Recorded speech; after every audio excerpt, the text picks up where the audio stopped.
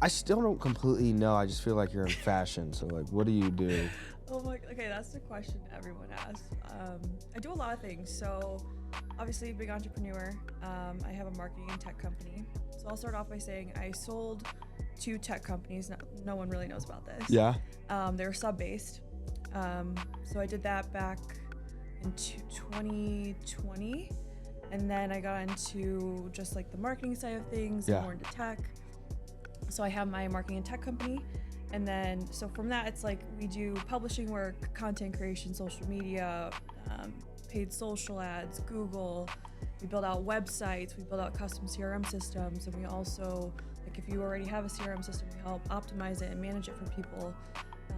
So yeah, and then I also handle rich people's money. So I help put it in different investments for them. Awesome. So another episode of Adversity Kings. Special guest. Let's go. How do we say the name? Lauren? Lauren. Last name? Oh, Lauren Barrett. Okay, I was like, how do I say the last okay. name? All right, so Lauren Barrett, and it's the blonde entrepreneur on social media.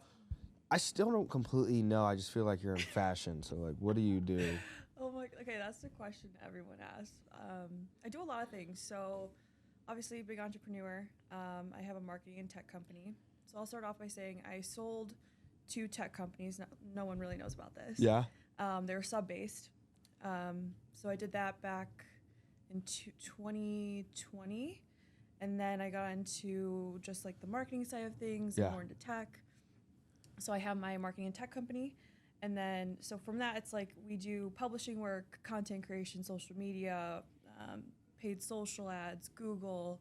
We build out websites, we build out custom CRM systems, and we also, like if you already have a CRM system, we help optimize it and manage it for people. So yeah, and then I also handle rich people's money. So I help put it in different investments for them. So you're kind of looking at like VC funded unicorns or non-VC funded startups, and then also just common stocks and ETFs and all that stuff. Jeez. Yeah. So I'll basically just a serial entrepreneur. You know what I mean? Yes. Just your hands are in everything. Where were you born and raised? I was born and raised here. I mean, well, Elgin, Illinois, and then I lived in Barrington, downtown Chicago. I've been living in Chicago, or had been for the past 8 years, and I just moved to Miami. So. Okay, so you stay in Miami then full time? Yeah, I'm a Miami girl now. Okay, how's that been? It's been good. I mean, it's definitely different from going from a concrete jungle to the actual jungle.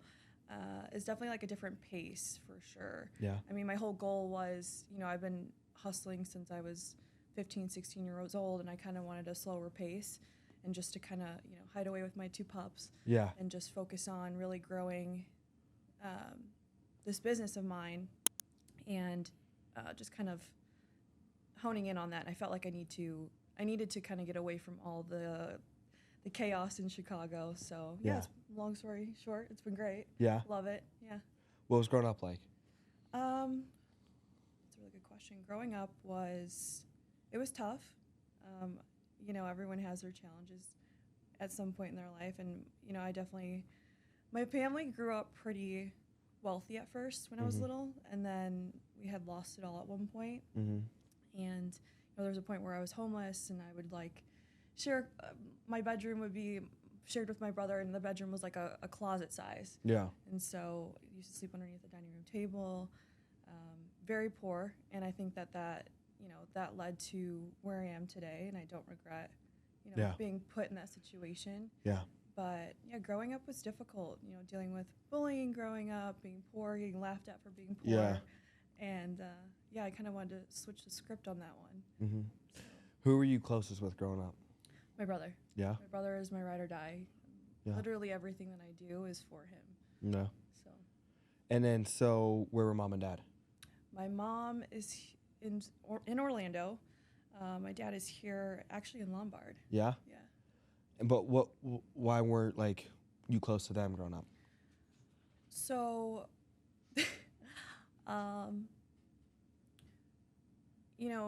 when two parents get divorced, you end up, especially when you're young, picking one side and the other, and then you grow up and you realize, okay, you're kind of manipulated in certain situations. Yeah, yeah. So it was like I was super close to my mom for a long time, and then not so close to my dad. And then it kind of reversed to where it's at now. You know, I have one of them that struggles with addiction, and another one that just isn't in the best health-wise. Yeah. Hasn't been for a long time. Yeah. So I think that those two things played a big part as to why I'm not so close with them. Yeah. But also, you know, them being in the position that they're in, it makes me, again, work even harder just to still support them, Yeah. you know, when I can. So, I have boundaries Yeah. with one of them, and, you know, I still support from the back end when I can, Yeah. financially, emotionally, and all that stuff. Yeah.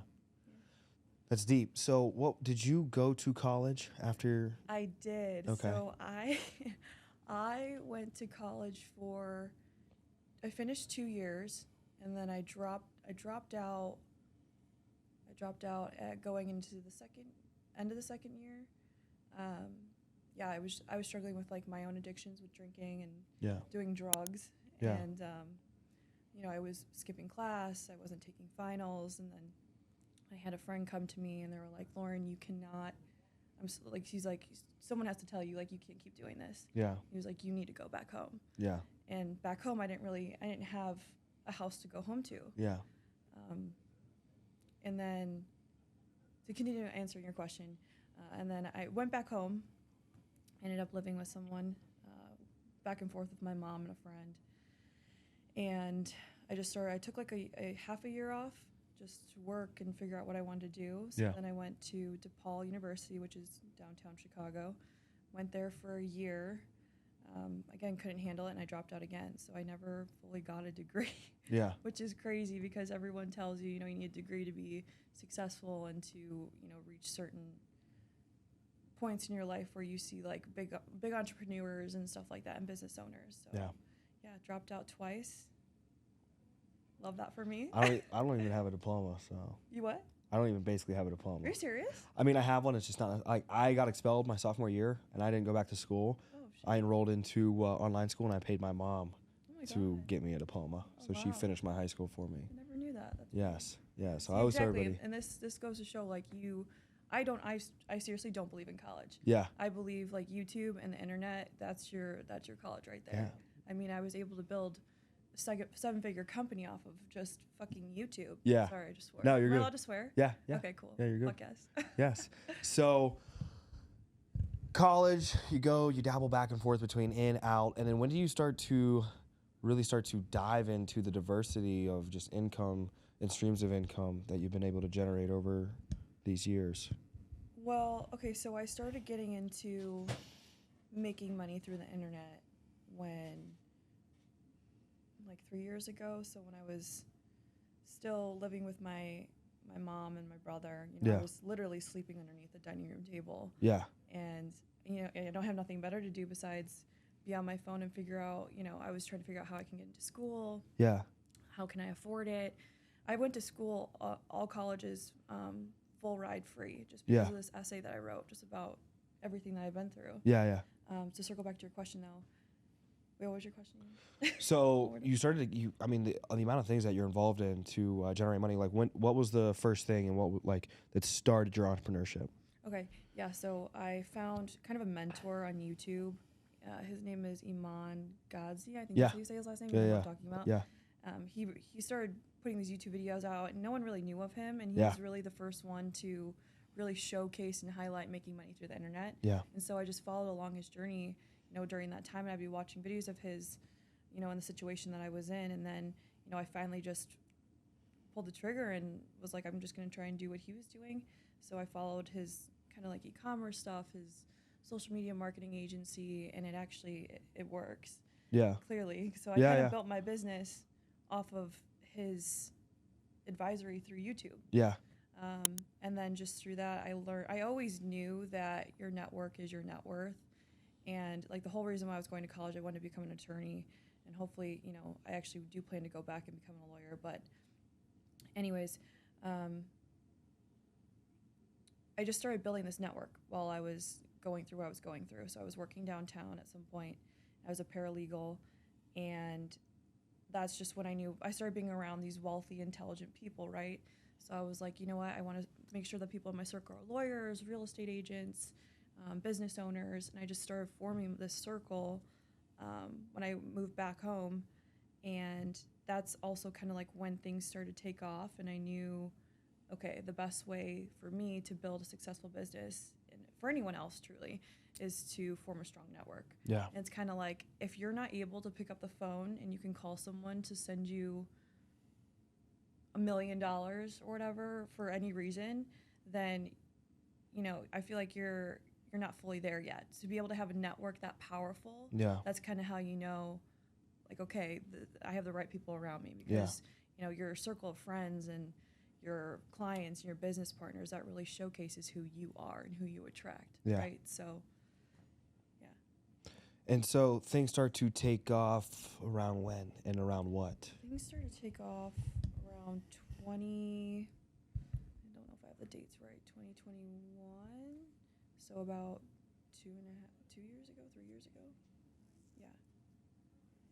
I made my first 20K month, and I felt like I was so rich. Yeah. I was, you know, Was that just through e-commerce? That was from e-commerce and doing some marketing stuff like contract work. Yeah. And I realized, wow, I can really optimize this. And I then took advantage of hiring people overseas. Yeah. So I hired about 10 team members from India, Brazil, all Nigeria. Yeah. And they only costed like $3 to $6 an hour to, Yeah.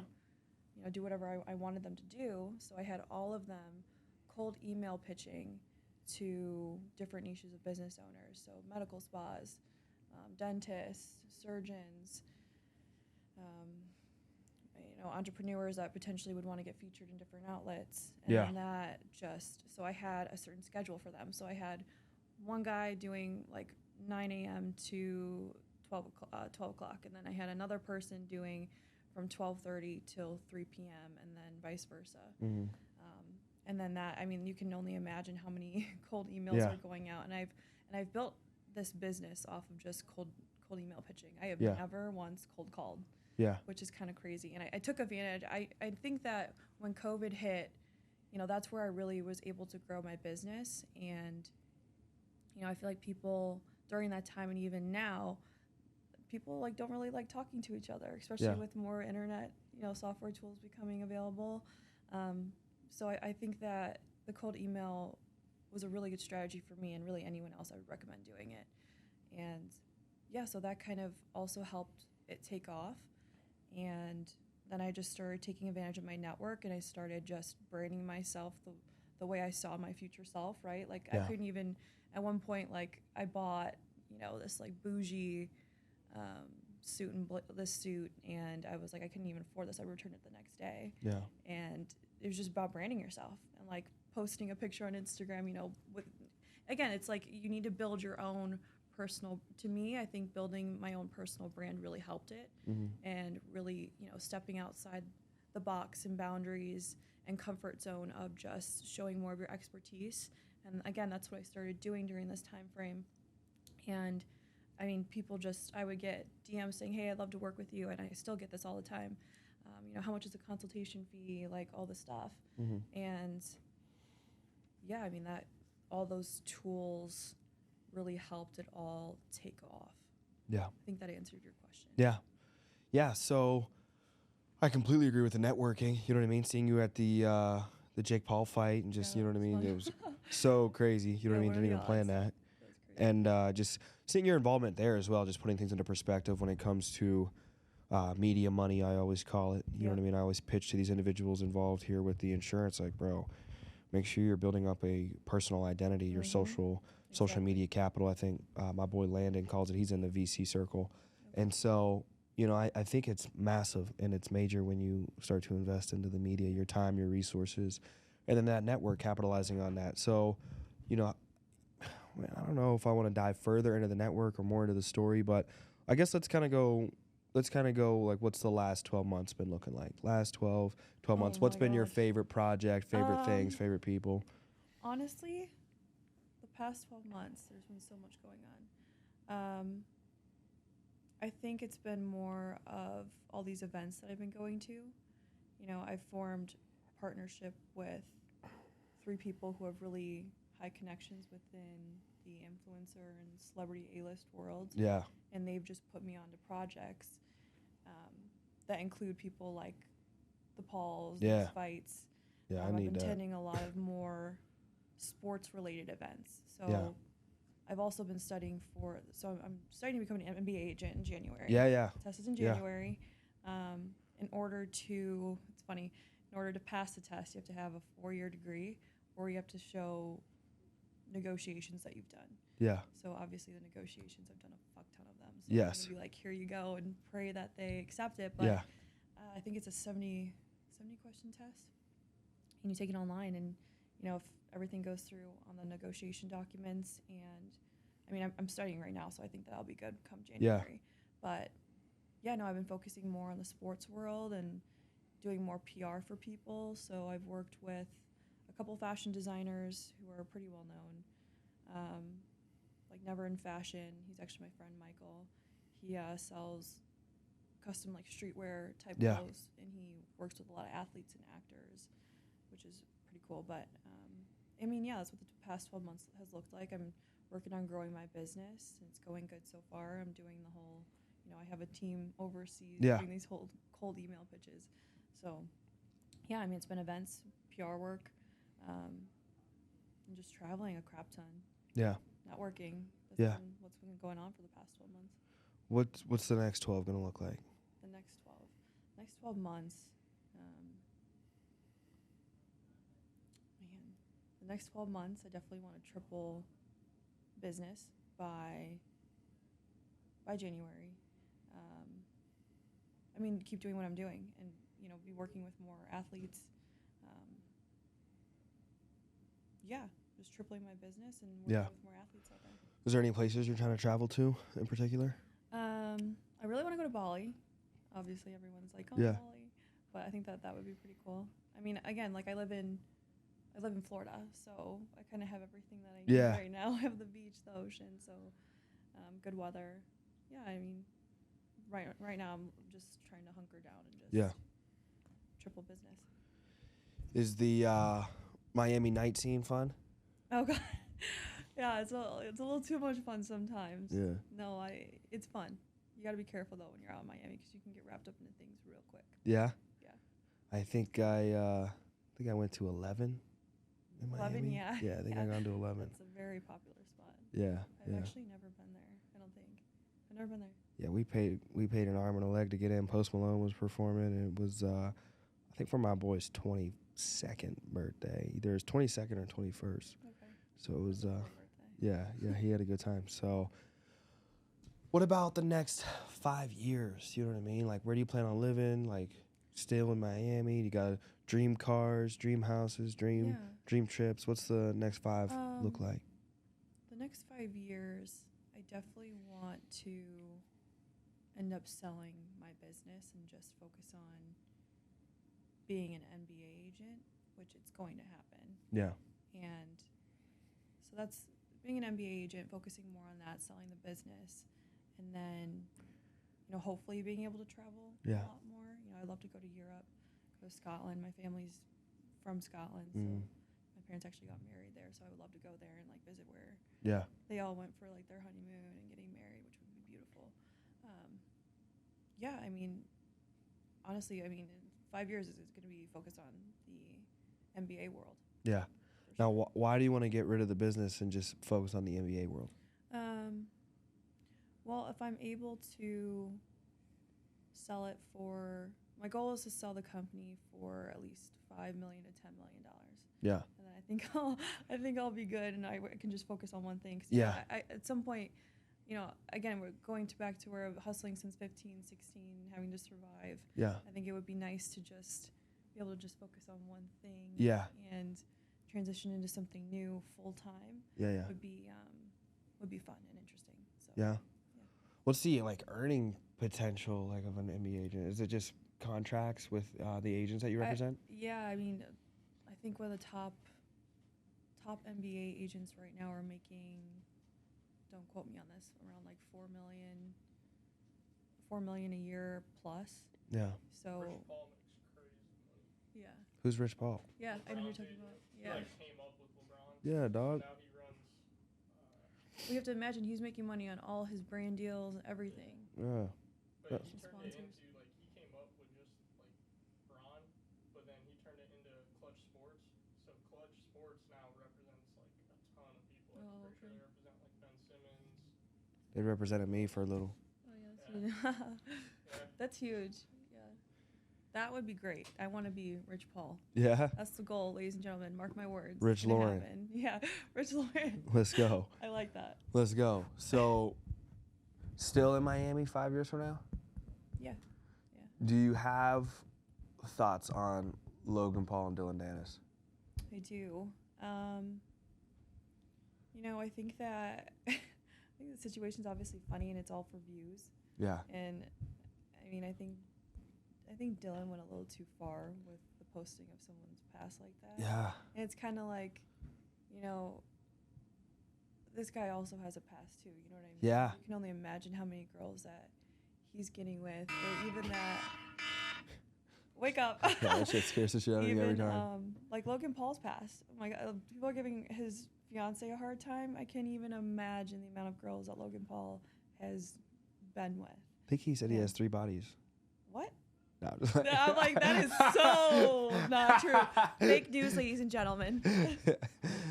Yeah, no, that shit's been insane. Following that, I was like, and I guess the fight sold out instantly. I asked you, I was really? like, I thought it was gonna be in America. If it was in America, it was easy. But then Yeah, I I know. looked My up, I was brother like, told me. I was like, Brendan, do you want to go to the fight? My Yeah. brother, and he was like, well, it's across the world. yeah, and I was like, oh fuck, never mind. yeah, that's just a 10-man trip, easy. Yeah, So I was like, oh, but I have heard that Conor McGregor might be fighting Yeah, in I heard about Vegas that too. December I wanna go 16th. so bad. So that's probably the next one I'll do. Yeah, same. Is a Well, McGregor. we can go Yes, too. yes. Meet up, have a good time. So have you been to Vegas? Definitely been to I have Vegas a lot. Vegas, yeah. I have. I actually have 2 clients out in Vegas. So Yeah? I'm out there a handful. Yeah. Let's go. What else is going on crazy? Did you watch any of the political, debates I watched or anything? the debate, yeah. I can't remember exactly what it was, but one of the reporter interviewers, whatever, had asked like who would basically back Trump. Yeah. And it was so funny seeing all their hands go up besides like one guy. Like a wave. Yeah. Yeah. I was like, let's go. Yeah. Yeah. I love Trump. So. Yeah. No, I think anybody that's a fan of capitalism and like making money is a fan of someone that's really good at making money. So Exactly. And our country needs it. yeah, I definitely the patriotism is something that I admire in the Eastern culture in general. Where I kind of look at what we're dealing with Western society right now, where it's kind of in shambles and broken, and just there's no stability or any unity either. You know what I mean? Like I don't think we need to have like opposing forces, but just kind of come together. And at the end of the day, you gotta love America. You know what I mean? Like I agree.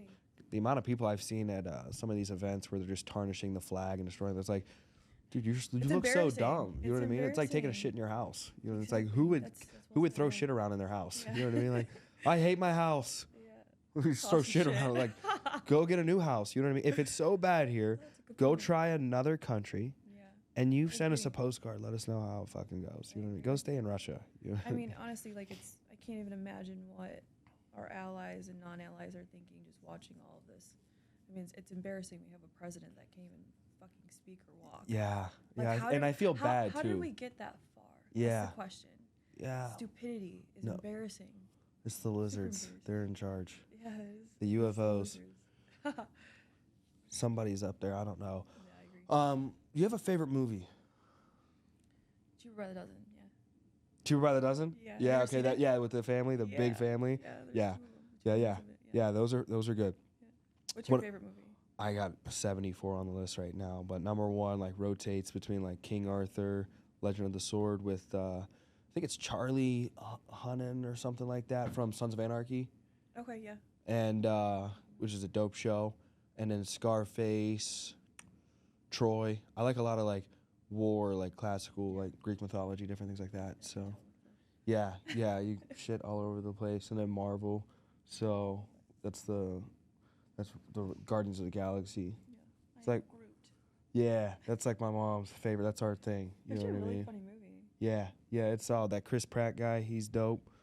Yeah, I love movies, so I always ask everybody, what's your favorite movie? Are you music, involved in the music scene at all? Do you have a favorite artist?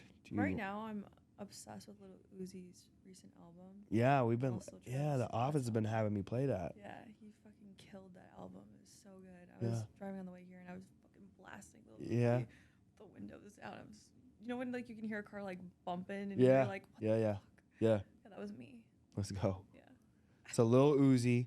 What about? Do you have a favorite restaurant in Chicago and Miami yet? In Miami, not yet, but here in Chicago, I mean, it's probably so basic, but Lyra, have you ever been to Lyra? I feel like I have been to Lyra. Is it a French place? It's a Greek restaurant. Greek? Yeah. Is it the one right over there? Oh, the 10, one that 15? we Yeah, we we went to the opening Yes. of it. Yeah, Yeah, that one. Yes. But they have one downtown, and it's I think it's a great time. The food is spectacular. Yeah. Yeah, Oh, it's and also phenomenal. pasta veneta. I think that's how you say it. They have this truffle pasta, and it just you know when something just melts in your mouth. Yeah. You're just like you never will forget that. Yeah. The place where you ate it, or whatever, whoever made it. Yeah. That is pasta veneta's truffle pasta. It's fire. Chef's kiss. It's so fucking good. Are you a dessert person?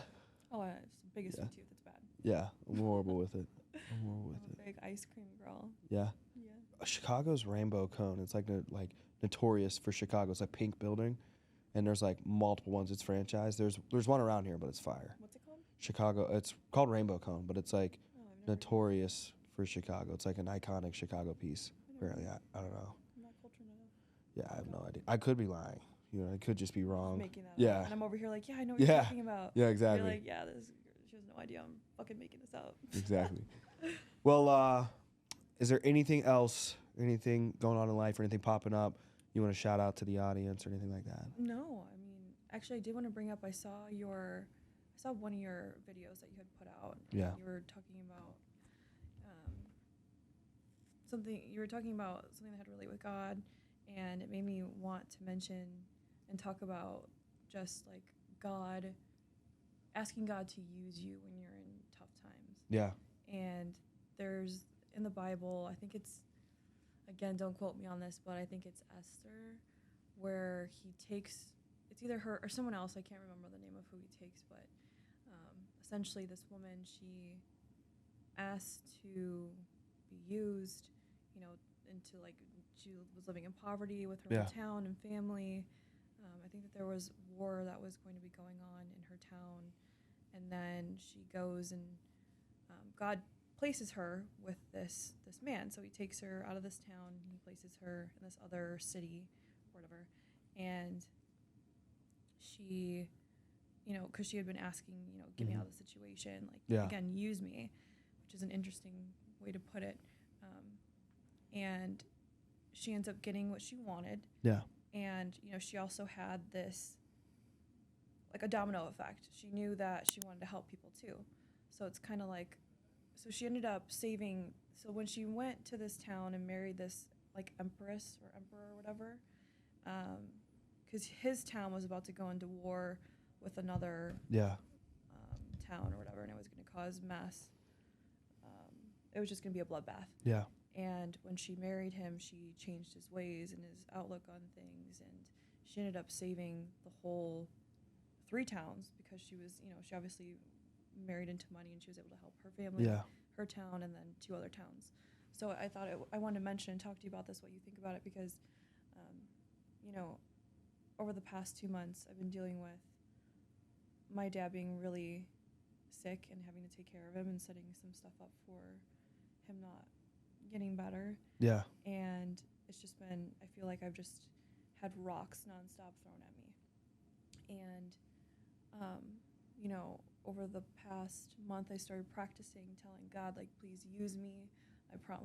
But making sure that you have a purpose behind being used, and making sure that the domino effect, that wherever you get placed, that it's, you know, a positive and good one, and you're helping other people. Yeah. So I was thinking about this on the way here, and I wanted to mention it, and get what you think about that.